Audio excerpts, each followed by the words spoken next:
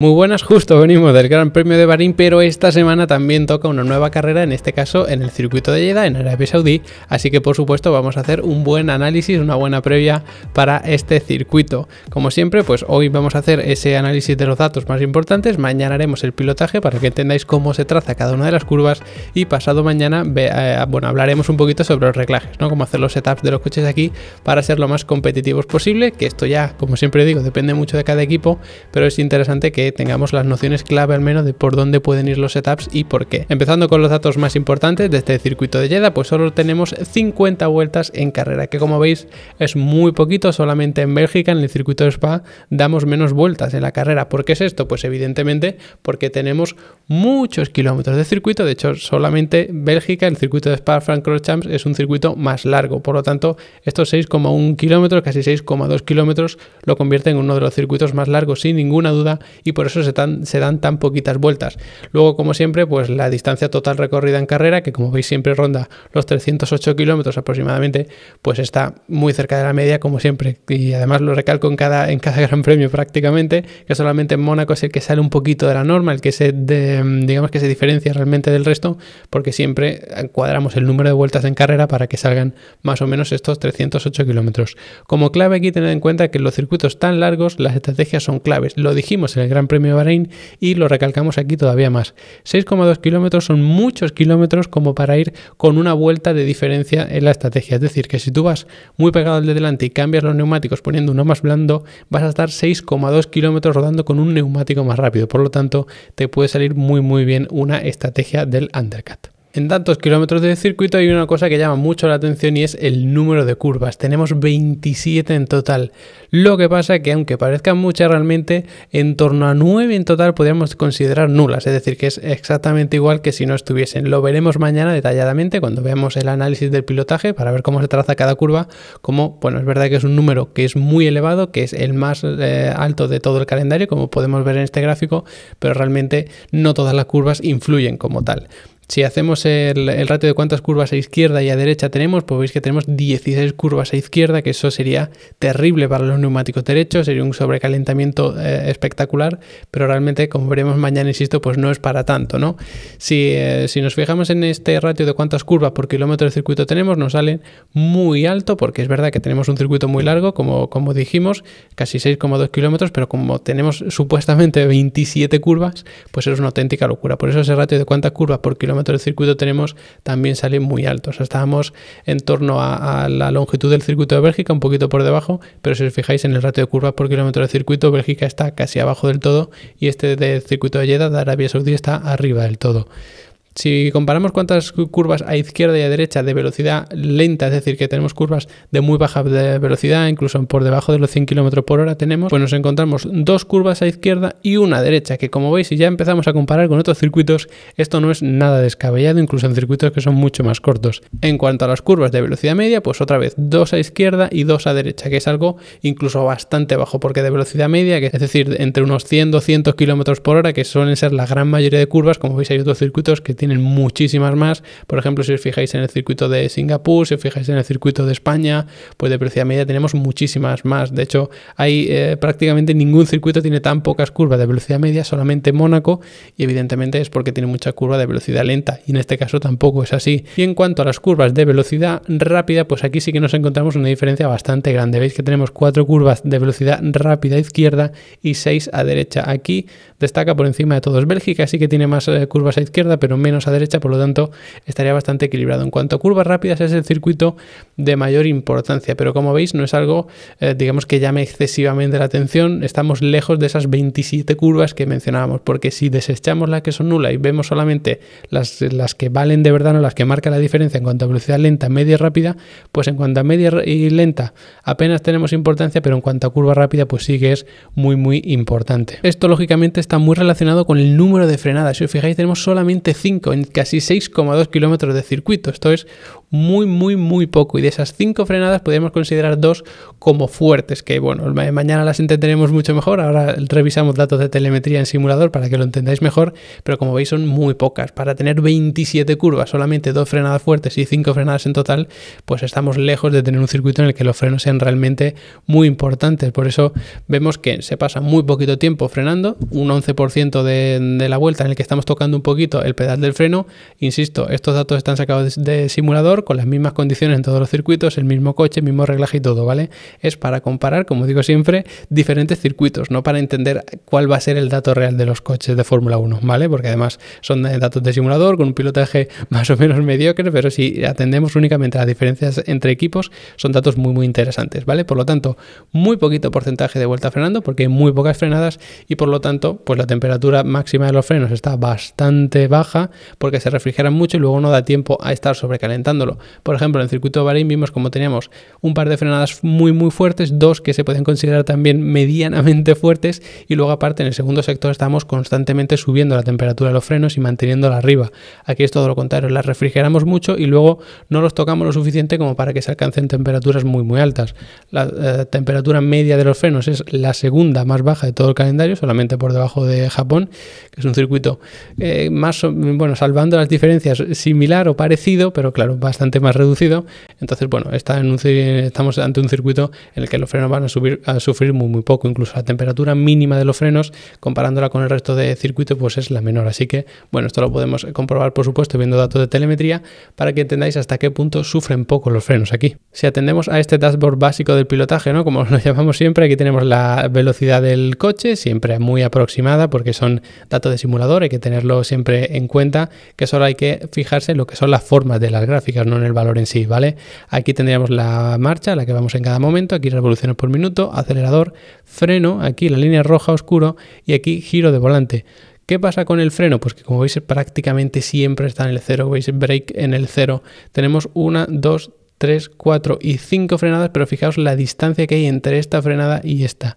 Teniendo en cuenta además que desde la izquierda hasta la derecha, lógicamente, vamos a ver una vuelta concreta, por lo tanto estamos viendo que son 6,2 kilómetros de circuito, por lo tanto aquí estaríamos más o menos en el kilómetro 2,7, y luego hasta aquí, hasta más del kilómetro 5, no volvemos a tocar el freno. Esto es una barbaridad de tiempo sin tocar el freno. Además aquí es una frenada bastante floja, aquí tendremos la primera frenada fuerte, al final tendríamos la otra, pero aún así en la recta larga de meta vemos como hay muchos metros para refrigerarlos, que por cierto la división entre vueltas no está tan cerca, es decir, el inicio de la vuelta no estaría tan cerca de la primera frenada, sino que estaría un poquito más por aquí, pero el circuito del simulador no estaba bien configurado y por eso lo veis diferente, pero bueno, la vuelta completa se ve bien, así que eso es lo importante. Si nos fijamos en la temperatura de los frenos, pues algo que es de esperar.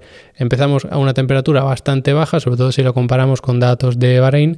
Se sube bastante la primera frenada, luego no da tiempo a refrigerarlos porque tenemos la segunda, que es flojita, pero aún así pues aparece y nos vuelve a subir la temperatura de los frenos, aproximadamente a la misma temperatura que es la primera frenada, y luego muchísimos metros refrigerando frenos. Pequeña frenada, volvemos a refrigerar, pequeña frenada, y luego tenemos este enorme tramo que hemos visto antes en el que no se pisa el freno y por lo tanto se vuelven a alcanzar temperaturas muy bajas, sabiendo que además no venimos de una temperatura muy alta. Por eso tenemos la temperatura mínima de frenos de todo el calendario. Luego aquí lógicamente volvemos a tener la última frenada y se siguen refrigerando hasta que volvemos a la siguiente vuelta, y aquí tenemos otra vez la primera. Por lo tanto se empieza ya a bastante baja velocidad, insisto, estaría más o menos por aquí el inicio de la vuelta, se siguen refrigerando, se sube al principio, se vuelve a mantener arriba, pero luego el resto del circuito muy bajo, y por eso sufren muy poquito los frenos en este circuito de Jeddah. Si el freno no es nada importante, el que sí lo va a ser es el acelerador. De hecho, la velocidad mínima del circuito, como veis, es bastante alta. Insisto, no es que vayamos a ver este dato exacto de cuando tengamos la Fórmula 1 allí, pero sí que nos hace entender un poco la diferencia con el resto de circuitos. Como veis, está bastante arriba en lo que sería una tabla ordenada de todos los circuitos de la velocidad mínima, pero luego la velocidad media sí que está muy alta, porque hay un punto, de hecho hay 2 puntos de muy baja velocidad del circuito, ahora lo veremos cuando echemos un vistazo a los datos de telemetría, pero como veis la velocidad media es muy alta, solo por debajo de Italia, el circuito de Monza, porque prácticamente no tiene curvas. Aquí sí que tenemos muchas curvas, pero como son la mayoría a fondo, incluso la mayoría que ni siquiera cuentan como curva, pues tenemos una velocidad media muy alta. El porcentaje de vuelta acelerando a fondo, como podéis imaginar, pues es de los más altos del calendario, rondaría incluso cerca del 80%, solo por debajo de Italia, que ya sabemos que apenas tiene curvas, toda la vuelta prácticamente acelerando a fondo. Luego Austria y Australia, que son circuitos, pues bueno, Austria de bastante rectas y Australia de mucha curva, pero que también se puedan hacer a fondo. Por lo tanto, meteríamos al circuito de Jeddah, esta Arabia Saudí, dentro de ese grupo de circuitos en los que el acelerador es muy importante. Por lo tanto, ojo con las unidades de potencia, porque aquí van a ser muy importantes y van a sufrir mucho, porque cuanto más tiempo estés acelerando a fondo, más carga le vas a estar metiendo y por lo tanto más pueden sufrir, más se pueden desgastar y más probable es que aparezcan problemas de fiabilidad, sobre todo si ponemos mapas motor medianamente agresivos.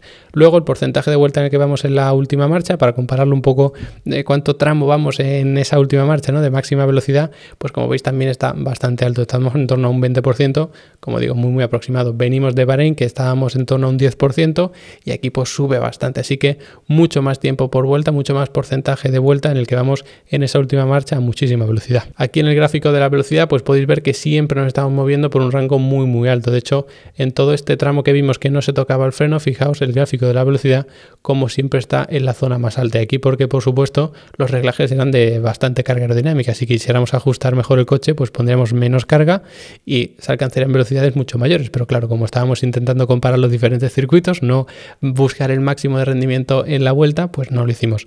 En cualquier caso, tenemos aquí un punto de muy baja velocidad en lo que sería la curva 2, porque la 1 es un poquito más rápida, pero luego la 2 se vuelve a enroscar, lo entenderéis mucho mejor mañana analizando el pilotaje, y luego al final en la última curva también es bastante lenta. Tiene una naturaleza un poquito más abierta y además el circuito es muy ancho en esta última curva respecto a la segunda curva, pero aún así pues son curvas de muy baja velocidad. El resto pues empezamos a ganar velocidad justo al salir de ese primer tramo de curvas, volvemos a bajar un poquito, pero luego el resto prácticamente siempre arriba, excepto aquí, que es esa curva que tenemos tan peraltada además y por eso se puede coger a mucha velocidad, así que por eso tenemos tantas curvas de velocidad alta y muy poquitas de velocidad media y velocidad baja. Como podéis imaginar, pues mucho porcentaje de vueltas se va con el volante recto o prácticamente recto, porque lógicamente aquí estamos teniendo en cuenta que el volante es recto cuando vamos a lo mejor con el volante girado 5 grados, ¿vale? Que sería casi inapreciable, simplemente pues para ajustar un poquito nuestra trazada y demás, es decir, que no estamos cogiendo una curva como tal. El giro absoluto medio, es decir, si tenemos en cuenta que el giro es absoluto, no nos importa si son 15 grados a la izquierda o a la derecha, el medio nos sale de los menores de todo el calendario, solamente una vez más por delante, no por debajo de Italia, ¿vale? Esto significa que se gira muy poco en estos 6,2 kilómetros de circuito, lo que implica que los neumáticos van a estar bastante bien refrigerados. Lo que pasa es que cuando tenemos curvas son de velocidad rápida, que son las que más suelen desgastar los neumáticos, sobre todo por esa parte exterior, así que ahí va a haber que tener mucho cuidado, sobre todo porque estos nuevos Fórmula 1 pues son bastante desconocidos para los equipos y también para Pirelli, así que habrá que ver cómo son capaces de adaptarse al desgaste, porque va a venir de una manera un tanto especial. Luego, en cuanto al giro máximo de volante, pues nos encontramos que también estamos bastante abajo, unos 142 grados, lo que significa que la curva más cerrada del circuito no es de las más cerradas del calendario, ni mucho menos. En primer lugar, pues tenemos la gran horquilla de Mónaco, como siempre, que es la que más giro metemos de volante, y en este caso, pues bueno, hay algunos circuitos en los que no se llega a meter tanto giro de volante, incluso como en Jeddah, pero aún así tenemos muy poquito giro de volante.